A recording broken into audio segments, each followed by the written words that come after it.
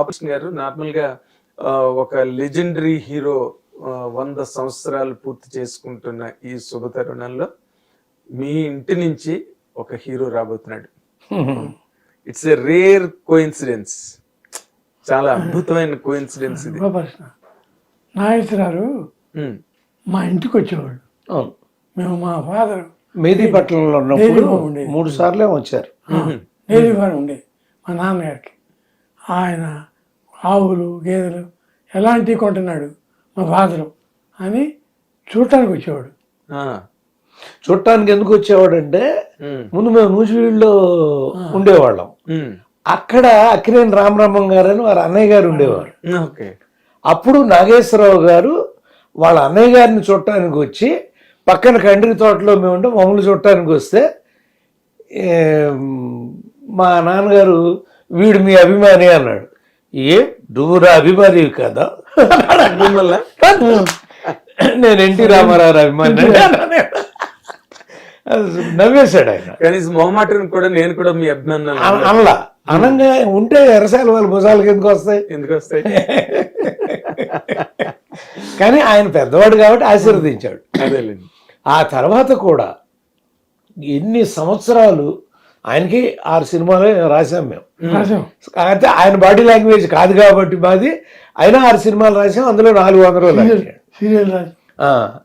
అప్పుడు అలా ఆయనతో స్టూడియోలో షూటింగ్ ఉంది అనగానే ఆయన ఒక రూమ్ ఉండేది అక్కడ అన్నపూర్ణ స్టూడియో. అవును, అక్కడికి వెళ్ళి ఇద్దరం కూర్చుని ఆయనకు నమస్కరించి చేసేవాడు. అదే మీ ఇద్దరికి కూడా ఒక అద్భుతమైన సినిమా ప్రయాణంలో అక్కినేని నాగేశ్వరరావుతో ఒక అద్భుతమైన జ్ఞాపకాన్ని దేన్ని నాకు గుర్తు చేసుకోండి గురుగారు. నాగేశ్వర చేతులు నేను అవార్డు తీసుకోవటం అంటే ఎందుకో చిన్నప్పటి నుంచి నాగేశ్వరరావు గారు అంటే ఇష్టపడేవాడు. రామారావు కూడా ఇష్టమే, కానీ పౌరాణికాలు అంటే ఇష్టం ఆయన, సోషల్ కాదు. ఈయన పెద్ద పౌరాణికాలు ఉండేవి కాదు. అలా ఇద్దరిని, కానీ ఎక్కువ నాగేశ్వరరావు సోషల్ కదా.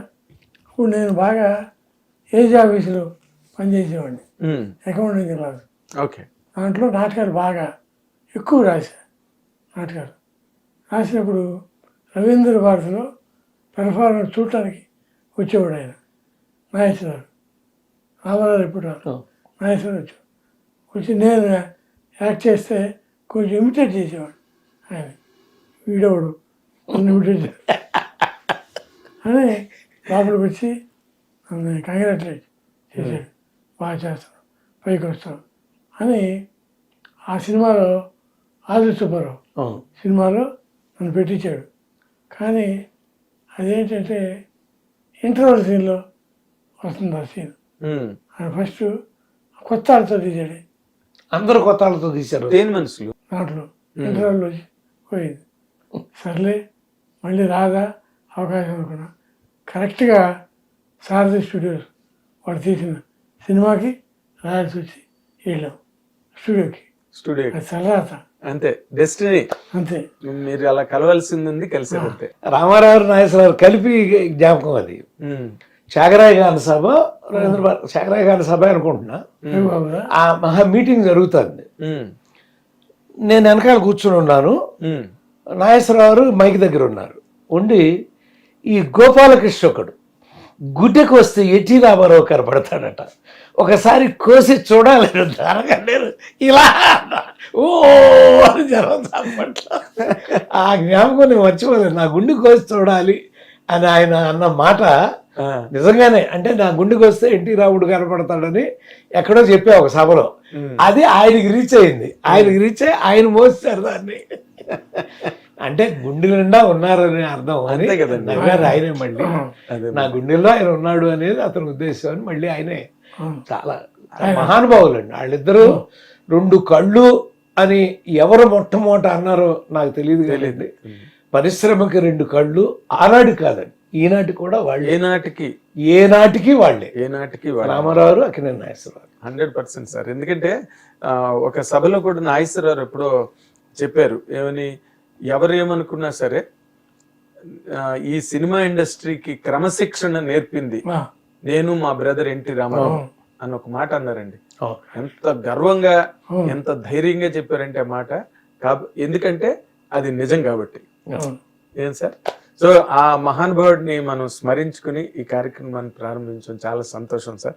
అండ్ ఇప్పుడు మీరు నార్మల్గా సినిమా ఇండస్ట్రీలో మీరు వీళ్ళకి హిట్ రాయలేదు, వీళ్ళకి మీరు హిట్ ఇవ్వలేదు అన్నదే లేకుండా అప్రతిహతంగా అందరు హీరోలకి హిట్లు ఇచ్చారు. మీ హిట్లతో కొంతమంది పెద్ద హీరోలు అయిపోయారు. లైక్ ప్రభాస్ పెద్ద హీరో అయిపోయాడు, ఈ రోజున ఆల్ ఇండియా బాహుబలి అయిపోయాడు. ఇలాంటి ఒక మీ లెగసీ నుంచి ఈ రోజున మీ ఇంటి నుంచి ఒక చిరు మొలక తెలుగు చిత్ర పరిశ్రమకి రాబోతుంది. ఆ చిరుమలక పేరే సుదర్శన్, పరుచూరి సుదర్శన్ ఇప్పుడు వస్తున్నాడు. మీరు అసలు ఈ అబ్బాయి మీద, ఆ అబ్బాయి భుజస్కంధాల మీద చాలా పెద్ద బరువు ఉంది సార్. మీ చరిత్ర 300 నాట్ అవుట్ అన్ని సినిమాలు రాశారు. అసలు మీ అబ్బాయిలో మీకు నచ్చిన లక్షణాలు ఏంటి? ఒక హీరోగా రావడానికి ఒకసారి మీ ఇంట్లో ఆ అవకాశం తప్పింది పరుచూరి రఘుబాబు, కానీ పరుచూరి రఘుబాబు పేరు మీద ఎన్నాళ్ళు దశాబ్దాలుగా మీరు పరిషత్ దశాబ్దాలుగా చేస్తున్నారు. దాని నుంచి ఎంతమందో నటినటులు కూడా వచ్చారు. ఆ అబ్బాయి తాలూకా స్పెషల్ టచ్ ఏంటి? ఈ రోజున హీరోగా ఇంతమంది ఉన్నారు హీరోల ఇండస్ట్రీలో. అంటే లోపల కోరిక ఉండేది మా అబ్బాయిని చేయాలని. వాడు మంచి సినిమాలు చేశాడు ఉన్నారు, కానీ వాడికి దేవుడి మీద భక్తి పెరిగిపోయి. రవికి రవికి అతను ప్రేమ ఖైదీ అన్ని వరుస 5-6 సినిమాలు హిట్లు అతనే. కానీ అది మనం ఏమి అనలేని పరిస్థితి. భగవంతుడు ఆరాధనలోకి వెళ్ళిపోయాడు ఏంటో, అదే భగవంతుడి మార్గంలో ఆ మార్గం అట్లా వెళ్ళిపోయాడు. అంటే ఎవరో ఒక ఆచార్యులు ఒక ఆయన మార్చేశాడు. అది సహజం. చాలామంది మన ఋషులందరూ అలా మారిపోయాడు. అట్లా మావాడు మారిపోయాడు. అప్పుడు మా మనవడన్నా పైకి తీసుకురావాలి. నాకేంటంటే మా పెద్ద అబ్బాయిని కూడా రైటర్ని చేయాలనే నా కోరిక ఉండేదండి. వీడిని రైటర్నే చేయాలని నా మనసులో కోరిక. ఎందుకంటే 364 ఫిలిమ్స్ ఆన్ నేమ్. అవును, అవి లేకుండా ఎన్ని రాసామో ప్రజలకు తెలుసండి. అవి మేము ఎప్పుడు చెప్పుకోము నాకు ప్రత్యక్షంగా వాటన్నిటిని. కానీ అన్ని 400 సినిమాలు దగ్గర రాసినటువంటి వాళ్ళ బిడ్డ మళ్ళీ ఒక నన్నయ్య తన కొడుకు మహాభారతం వెనకాల ఇంకేదో తను పూర్తి చేయాలి అని కోరుకుంటాడు. అంతేగాని అతను ఇంకొక నటుడు స్టేజ్ మీదకి వెళ్ళాలని కోరుకోడు. కానీ వాడి జాతకం మరి తను ఆ కోరిక, అంబిషన్, తాతగారు నాకు నటుడు అవ్వాలని ఉంది. ఓకే, అది లక్షణాలు, హీరోకు ఉండాల్సిన లక్షణాలన్నీ